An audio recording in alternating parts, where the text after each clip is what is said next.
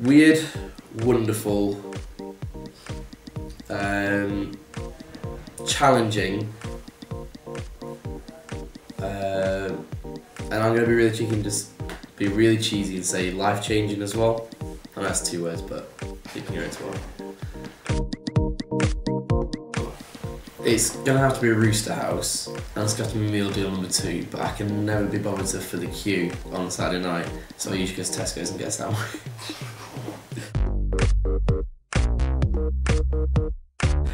Okay, so number 1 was a loyalty card in Joe's.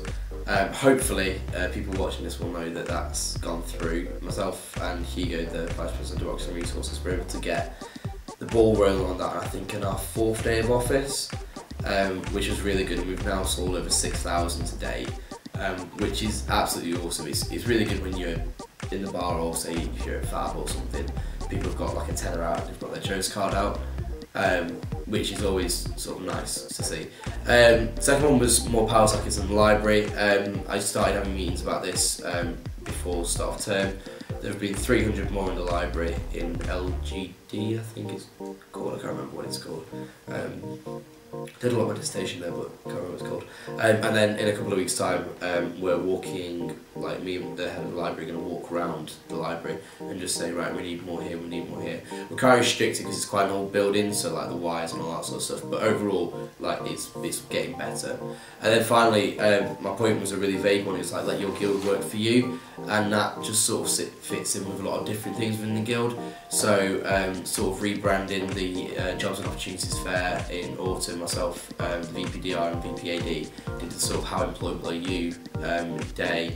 Also our officer engagement plan as well, so that SABs are better known in terms of being on Twitter, doing our SABs on the sofa stuff, hot desking, video blogs and all that sort of stuff, so just knowing it's there. And then also with events coming up as well, things like Get Involved with Fliss takes a big role, a big lead on. It's just making sure that they're better known, so just letting people know that the guild does do a lot of stuff and that people can, you know, get involved, and it's not somewhere which is where you go and get freebies at the start of the year. I think that the union can always do more.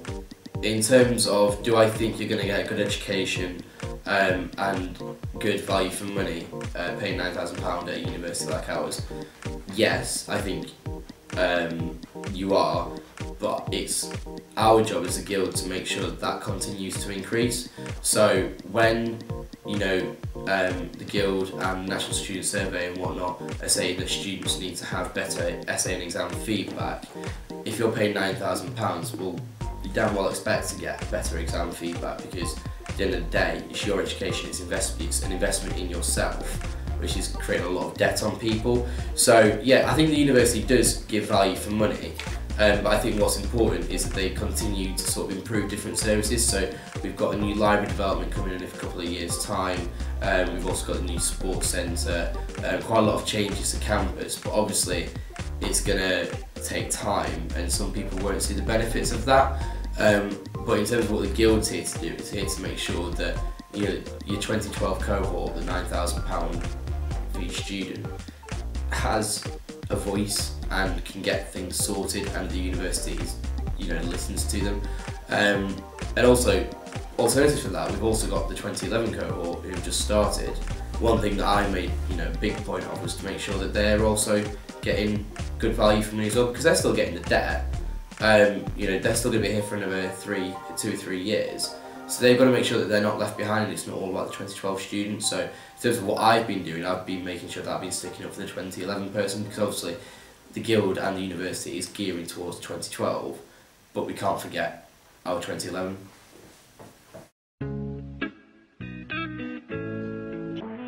The issue, from a personal point of view, is regrettable. You know, it's not something that, you know, you want to do, and it's not something that, you know, you sign up for when you decide to run for election. We have received a lot of publicity for it, and we've received a lot of sort of talk about it and whatnot via online media and all that sort of stuff. In terms of obviously the details of the investigation, I can't go into that because that's a legal issue and it's to do with employment law. It's, you know, an internal investigation is to be private and confidential between the organisation and the individual, just so that no prejudice is put on the person.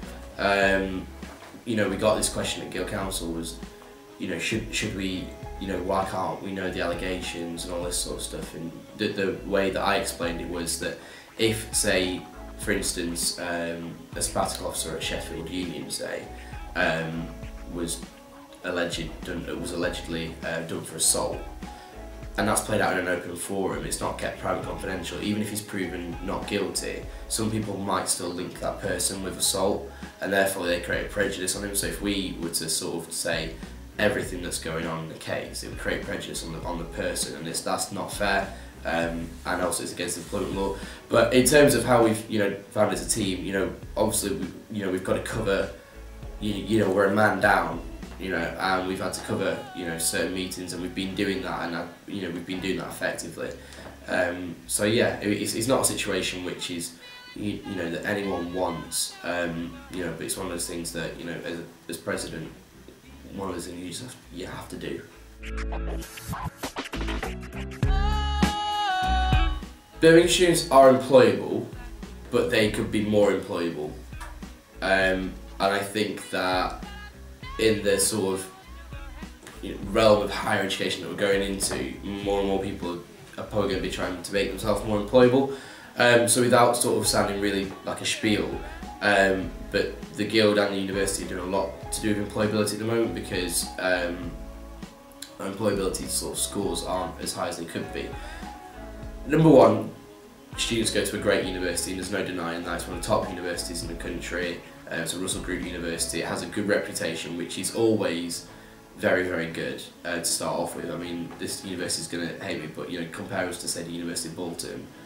You know, it's got that prestige about it, which, you know, is really good. So you're off to a great start there.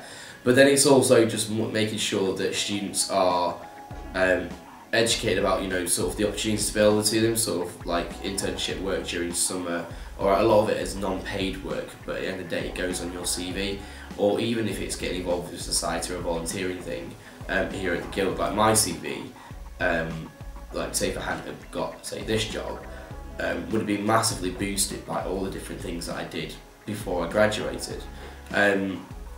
So yeah, so it's just about, you know, making people more aware of what's available to them and why it's important. So when we ran our How Employable Are You Jobs and Opportunities Fair, you know, we're asking the question, how employable are you? And we did sort of like a mind map whereby you asked a question, you either chose A, B or C, and if you had mostly A's, you were really employable, get your CV checked and start applying for jobs or internships, whatever. B, partly, you know, maybe get something else on there, and C, you need to pick it up a little bit. So we're doing all those things. So yeah, we're doing a lot. The university's putting a lot of money into it as well, which I sit on the oversight group for that as well. So I'm sort of seeing it from the university side and the Guild side, which is quite a nice position to be in as well. So. Loads of different things to get involved in, and it depends, you know, who you are and what you want to do. There's no one answer for it really, but number one is go to student development, see what societies are available, or see what volunteer opportunities are available as well. Even if you joined, say if you're a historian and you ended up joining, I don't know, something completely unrelated, say to do with business or whatever, that doesn't matter, because say if you went on that committee or something like that, you're learning transferable skills. So you'll be learning. So if you're president of a society, you'll be learning things like leadership, time management, critical thinking, all those different things that you can put onto a CV and say that you've got. So that's the first stop. Second of all is Job Zone in the Guild, all accredited employers, so they give you a fair wage. And they don't make you work more than 16 hours a week, so you can still concentrate on your studies. But also keep an eye out in your department as well, because a lot of departments and a lot of colleges will run their own form of career service. So a few weeks ago we had the finance and commercial services one. So people like Procter & Gamble, all the big accounting firms were all in the Great Hall. So keep an eye out for them. Get yourself on Twitter. You know, start following the career service on Twitter, because they'll tell you about what's coming up and all that sort of stuff. and just go along and just be out there. That's my biggest sort of tip.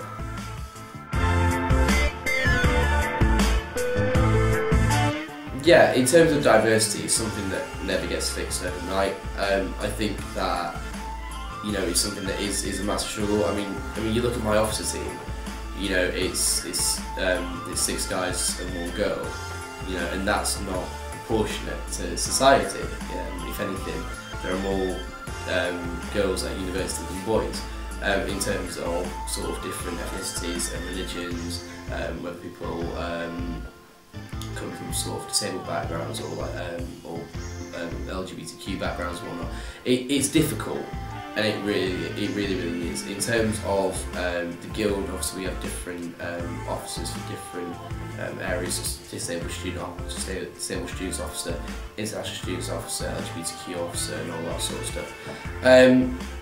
There's no one fixed solution, but I think it's appreciating that you have to cater to those people. So when we do say publicity, we have to think, well, is this what's called DDA, this disabled access? Can people read it? So when we did our wayfinding around the building, we actually went to disabled students and said, what is this like? And they said, well, the contrast needs to be different. It's little things like that which make a world of difference to people, because it shows that you're looking out for them. But there are other things we need to be able to do as well. We need to make sure the guild's a safe space for everyone as well, so that from whatever background you come from, and there are hundreds of backgrounds which people come from, thousands of backgrounds people come from, making sure that they have a safe space. And that's one of my biggest priorities, because I feel safe in this building, and I want to make sure that everyone else feels safe in this building and on campus as well. Because we're all here for the same reason. We're all here to get a good education. We're all here to better ourselves as people. So as long as we're all on the same level, that's the best thing in the world.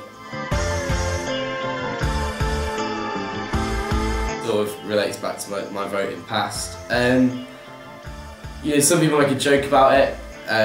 The clock tower got turned blue for World Diabetes Day.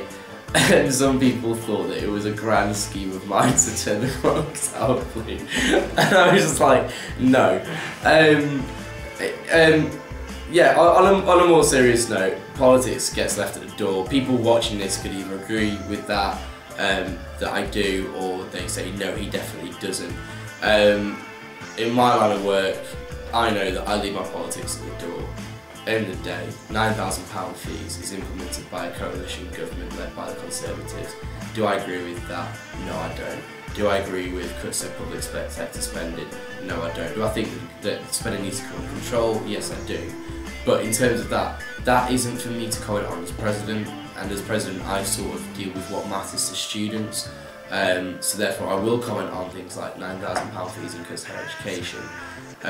But in terms of, do I bring some Tory agenda into my job? No, I don't. I mean, I've never done that in any role that I've done within the guild, and I definitely wasn't to do it here. So when people sort of say, oh, it's because you're a Tory, it just doesn't validate their points at all, and I get quite, not annoyed, but I sort of take quite a laid back approach to it, because I think so, well, I know I don't, so that's all that matters. Yeah, I can see myself going into some form of politics. Straight away, no. I want to sort of get some sort of real life is not the right word, but just sort of maybe some private sector work done. Build up a bit more of an experience base to take. But no, university has massively shaped who I am. People from home always say how much I've changed, for the good. More confident, carrying myself better, more articulate, better reasoning, and just sort of, don't know whether that's just because I've matured. I'd like to think I've matured a little bit since I came in. But no, overall university and everything that I've done in the last 3 years has just been absolutely life-changing enough. I would never change it for the world, and I'd always recommend everything that I've done.